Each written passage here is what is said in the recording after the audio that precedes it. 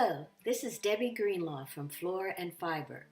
Today I'm bringing you a tutorial on a fancy fringe technique. It's based on an article in the May-June 2017 issue of Handwoven magazine. Nancy Dunlap calls this a Mexican braided fringe. So let's get started. I work this fringe technique from the back of the scarf, although I don't know that it particularly matters. I begin by carefully removing the scrap yarn that was woven at the beginning to spread the warp. I'll remove all but 2 of the scrap yarn. I'm using this technique on a scarf I've hand woven, but really you could use it on any fringed item, whether it's something you've handmade or a commercially purchased item. It will need to have at least 12 inches of fringe to work with. Next, carefully remove the last 2 rows of the scrap yarn from a portion of the ends, being sure not to disturb the selvage. I find that a simple hair pick can be a helpful tool. I wanted to have 20 groups or bundles of threads. I had a total of 82 warp ends, so I divided that by 20, giving me groups of 4 ends with the 2 side selvage groups having 5 ends. I'm knotting each of these groups using an overhand knot and snugging it up close to the weaving. Notice I've placed a glass weight on my scarf to keep it from moving around while I'm working. You could use a stack of books or something similar that you have on hand. Continue knotting your groups of ends across the width of the scarf.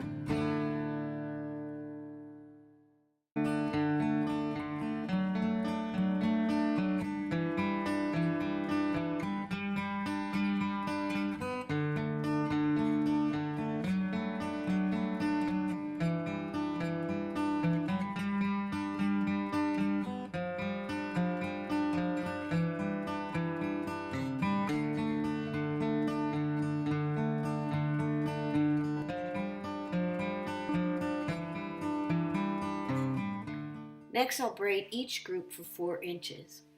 I sometimes use a mat that's marked in measured increments to do this, but this time I'm using a little ruler to measure the length of my braid.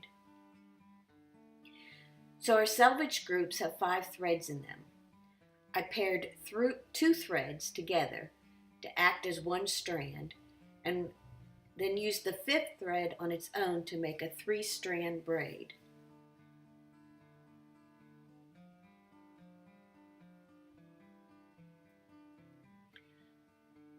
I'm braiding to 4 inches.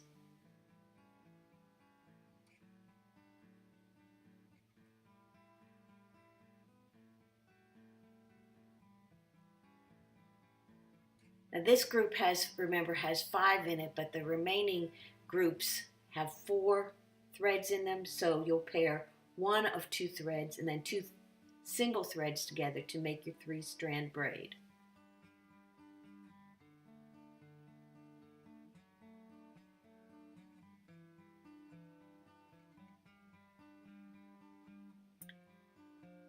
So now I've got to 4 inches, and I'm going to tie it loosely, and then I'll continue braiding each of the group of threads to 4 inches.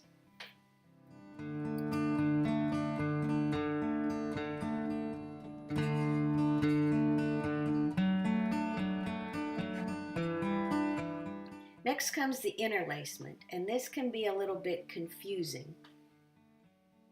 So I'm going to show you on the finished end before we get started. What I do is I'm taking those pairs of braids and I'm crossing them over to form diagonals. Just stay with me and it'll start to make sense. And of course you can always replay this or stop it to check on it.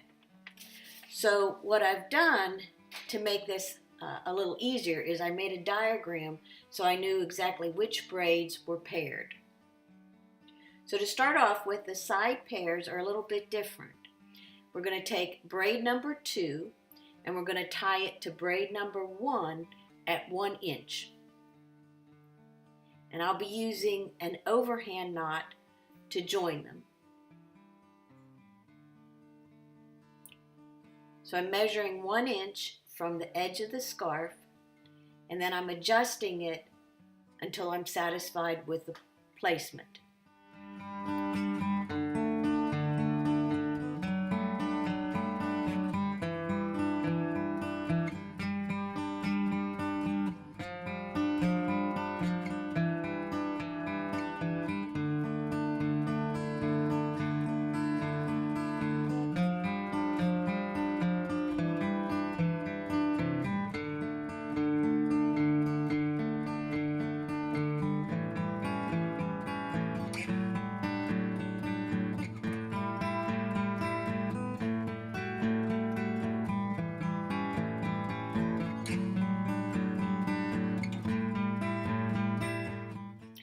This time I'm going to take braid number 4 and I'm going to tie it to braid number 1, but this time I'm going to do it at 2 inches.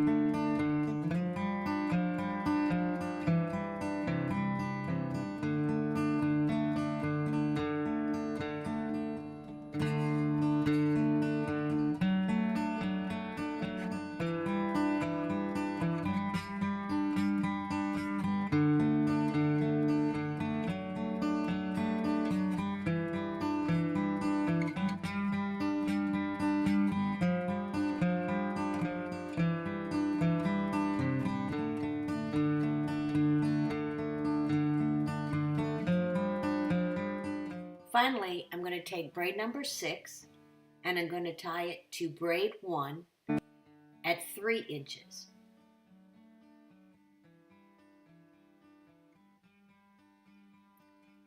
When crossing the braids, I always bring the higher number, so in this case, braid number 6 over the previous braids. That just will make it more consistent looking.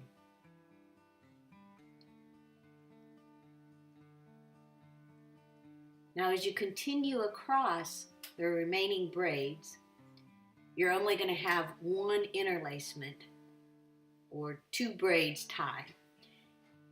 And you're going to tie those at 3 inches. Of course, when you get to the other selvage, you'll do the braids like we did this first selvage, which was joining the braids at 1 inch, 2 inch, and 3 inch. So I'm going to just stop talking here for a little bit, but I'll continue, since this is a little bit confusing, I'll continue to show you several more times this interlacement, and so you can follow along with the process.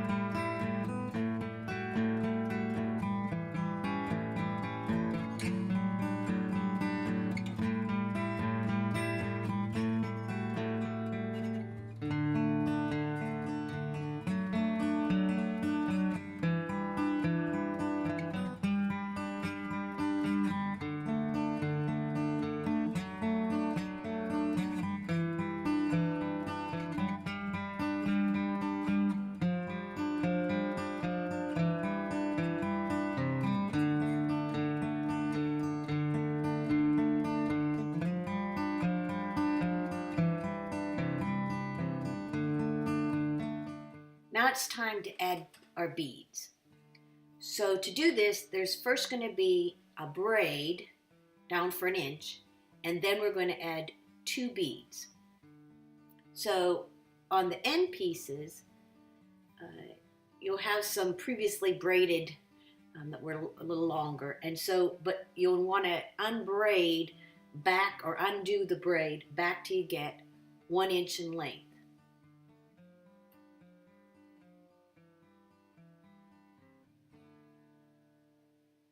And then you'll tie a knot in that to secure it. And now we're going to add our beads. So you have 4 threads, and we're just going to add beads to one of the threads. I'm using a number 12 crochet hook and 6/0 seed beads. The crochet hook is to thread the bead onto the yarn end. First place the bead on the hook, and then pull a loop of one of the ends of yarn through. This can be a little difficult. If you find you're having trouble, forget that bead, try another. I found that some bead holes were smaller and just wouldn't thread for me.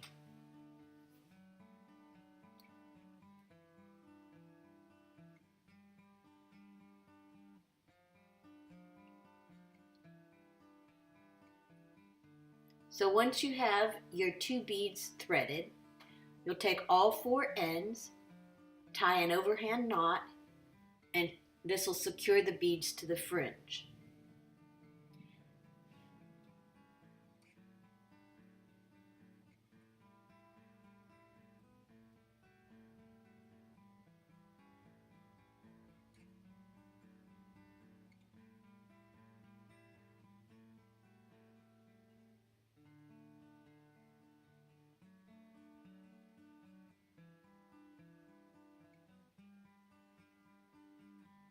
Now, when you do the braids in the center section, it's going to be a little bit different. You'll have 8 threads ends in total. Remember that each braid had 4 ends, and you have 2 braids in your interlacement, so you'll have 8 ends. You'll want to unbraid to the interlacement knot.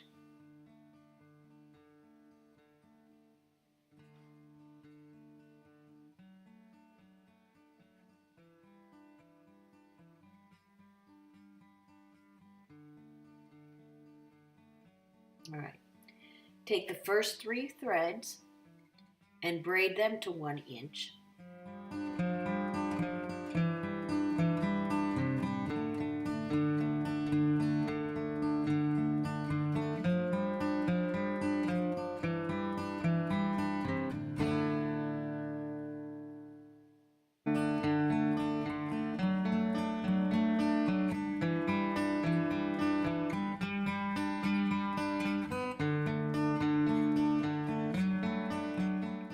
And then you'll add your 2 beads like you did before, and you'll knot it with the overhand knot. Now you'll have 5 threads left. The next 3 threads you'll do as the first, but I'm going to skip over to the last 2 threads. What do you do with the last 2 threads? Well, you can't braid with 2, so I twisted them and then added beads and knotted. And in the end, you really can't notice the subtle difference. I'll show you the finished product at the end of the video, and you'll see that you really don't even notice that they're twisted and not braided.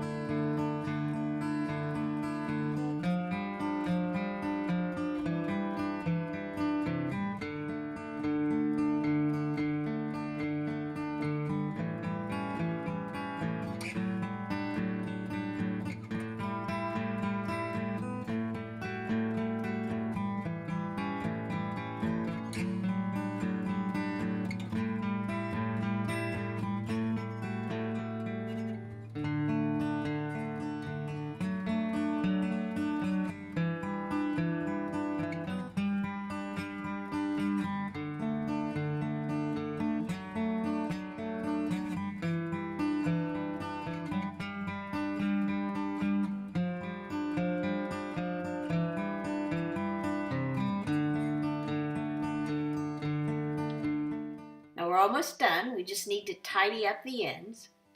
So I've brought out my mat and rotary cutter, and I'm going to trim the ends to 1 inch below the last knot, and that will even up the fringe.